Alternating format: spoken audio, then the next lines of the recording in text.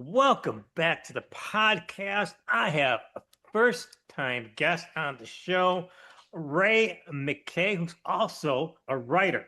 Ray, tell the fans a little bit about yourself, what you do, and even your age. Hi, everyone. I'm Ray MacKay. I'm a comic writer, college student, hockey player, and a huge overall fan of comics. I'm 22, and when I'm not buried in schoolwork, I write comics and short stories. I've been lucky enough to write for companies like Big Bang Comics, On a Riot Comics, Grok Comics, Standard Comics, Argo Comics, Eerie Magazine, and a few others. I've loved reading comics ever since I was a kid, and I still can't believe how fortunate I am to be able to write them. As a first time guest, what's your origin story? What got you into comic books and made you a lifelong fan at 22? It's funny, I can actually say, as far back as I remember, I've been a fan of comics because when I was born, a friend of my dad's gave him the Superman Chronicles volumes one and two, which are reprints of the original Jerry Siegel and Joe Shuster Superman comics. And so my parents would read those to me as I was a kid, and I would read them before I could even read. I would just look at the pictures of Superman like punching the car and leaping tall buildings in a single bound.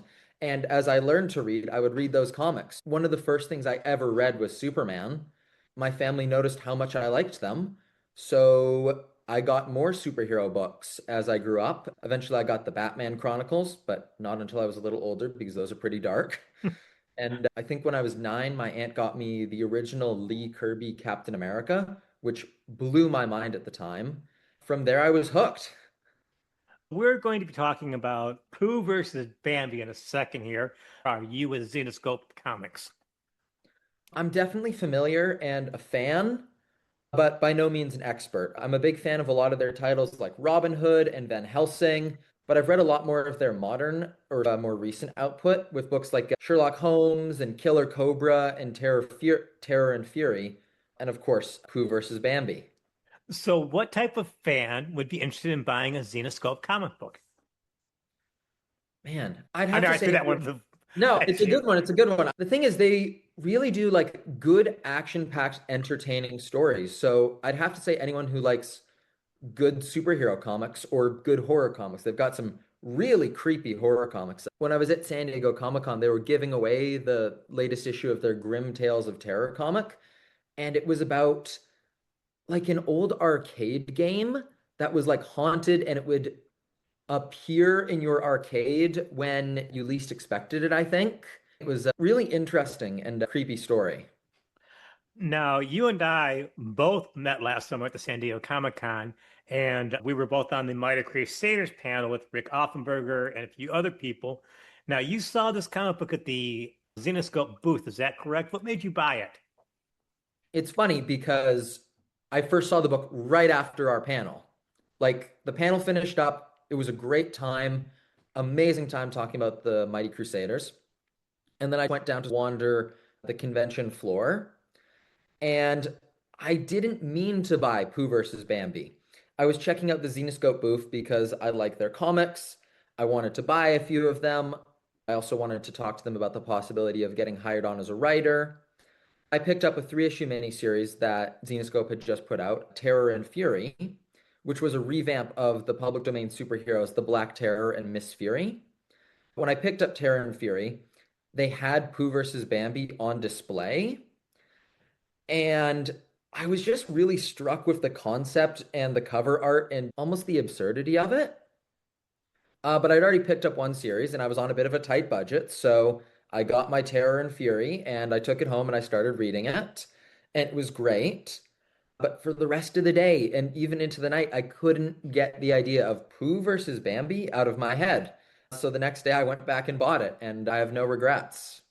I must have wandered for 3 or 4 hours between the couple of days I was there. And I definitely missed like probably a quarter of it because it's just so gigantic and there's so many different booths and companies and creators there. I was really lucky. The year previous, I got to meet Dan Panosian, which was awesome. Especially his work on Conan. See, when I was there, I also went to the Zenescope booth, and one of the things that struck me is I hadn't read a lot of Zenescope just because there's only so many hours in a day to read comic Mhm. books, and there's so many things out there. And what struck me as being odd is that they were celebrating their 20th anniversary last year. Yeah. And I'm like, wow, they've been around for 20 years, which says a lot in the comic book industry. So I started doing some investigating in them. And before the holidays, I did a review show on Zenescope of some of their comic books. They take like Snow White, Robin Hood, like you said, some of these other characters and reimagine them into new types of stories. How familiar were you with the creative team itself? I actually got to meet Noah Mitchell, Joe Bruscia, and David Wool when I bought the comic, and they were nice enough to autograph it for me. Oh, you can see it really good here. I've got Noah's autograph right there. And they were all lovely to chat with. Out of the three of them, I'm probably the most familiar with Joe Bruscia's work because he did Terror and Fury as well as Killer Cobra, which I just got for Christmas, which is awesome. And he also did a Sherlock Holmes one shot for Zenescope that I picked up earlier this year. Yes, probably the most familiar with Joe Bruscia overall, but I got to meet them all. They were all lovely people. The reason why they were able to do Winnie the Pooh and Bambi is because both of them recently went into public domain. How do you feel about taking these beloved characters and re-changing them into something, especially in Bambi versus Pooh versus Bambi, into something totally different? Just first off, side note, I do have Winnie the Pooh Blood and Honey 2 on DVD just because it was like $10 at Walmart and I just had to get it. It's pretty funny. I'm definitely in favor of reinterpreting public domain characters. The idea that there were public domain superheroes that people were reusing first crossed my radar when I was about 13 or 14 when I picked up Project Superpowers at a comic convention. Project Superpowers, it's Jim Kruger, who I love, and Alex Ross, who's you could probably argue one of the greatest living artists ever. Project Superpowers is all about bringing older public domain superheroes like the original Daredevil and the Black Terror and Pyro Man and Hydro Man and all these other characters into the present day. And I really enjoyed how Project Superpowers both paid tribute to the characters' roots while also reinterpreting them into the modern day. And I'm also definitely in favor of it because I've done it and I enjoy doing it. One of my first ever comics gigs was writing the modern origin for Grok Comics' version of the public domain character, the Atomic Thunderbolt, where the grandson of the original Atomic Thunderbolt learns about his grandfather's heroic legacy and takes up the mantle, becoming the new Atomic Thunderbolt. And what's really funny is that story actually has two other public domain superheroes in it, Man of War and Atoman. Grok Comics, they liked the Atomic Thunderbolt story I did so much. They're currently working on a revival of Pyro Man, another public domain superhero, which has been a lot of fun to work on. I made him a college student, pulling from real life on that one. I'm not sure how familiar you are with standard comics. They have this one series, The Sentinels, that mixes like public domain superheroes that have been updated and new characters. And I've really enjoyed playing around in that universe. The whole deal with The Sentinels is basically what if Standard Comics, this golden age publisher, didn't go out of business and its characters continued to be published up until the Bronze Age, which is when the Sentinels series takes place. So we have characters like the Raven and TNT Todd and Wonder Man and Grim Reaper, and they're written as if their stories in the 40s never ended, just continuing on, which is a lot of fun. Like I can't give like the creator of the Sentinels, Roy Johnson, enough credit for building out the world of like standard comics. Each Did, issue of the Sentinels like feels like there's so much history and lore and this big undiscovered world that they're only hinting at. And I want to see more of it. But then again, I am biased. did you know that Standard also went by Pines and Nidor as a publisher? I did not actually. There You you would think I go. would know that. Was Yes. Nidor also the Black Terror? I'm not sure imprints. For you and fans out there, you should check out the site comicbookplus.com. Oh, I Be, do. I love it. okay, because comicbookplus.com has thousands and thousands of all these golden age, silver age, public domain comics which are free to use and download, and they're actually fun to read, aren't they? Wouldn't you agree? Oh, absolutely. I 100% agree. Something I would do as a kid, I would be staying up at my cousin's cabin and I'd be reading these comics online. And what I'd do is I would download them and then I'd send them to my dad and he would come and visit over the weekends because he was working kind of thing. And he would print off the public domain stories just on his work printer. So I could read through old Mr. Justice or Black Terror or the Avenger stories. And eventually I discovered like AC Comics' reprints of those public domain stories. And I really fell in love with those characters. It's really great that there's websites like Comic Book Plus that just allow you to read all these stories that have been more or less lost to time. So Pooh versus Bambi is a three-issue Right. story. I'm sure it's been collected in a collection by now. In a nutshell, what's the plot all about? Without It's spoiling too many things. So, of course, Winnie the Pooh is the main character, and he is a genetically modified bear that has been trained to sort of be a mercenary or government agent and undergoes like special missions along with other genetically modified animals. And Tigger, who is a were-tiger in this story, she can turn into a tiger at will, like a massive monstrous tiger. And at one point, Pooh and his best friend Bambi are on a mission for General Robin, or maybe General Christopher Robin. And they discover that the like rogue scientists they've been sent to capture, they discover that they were made in a lab, stolen from their families by the government. And Bambi wants to go against the government and realizes General Robin has been lying to them, kind of thing, and he's going to go on the run and like he goes to attack Pooh and Pooh shoots him and thinks that's the end of it.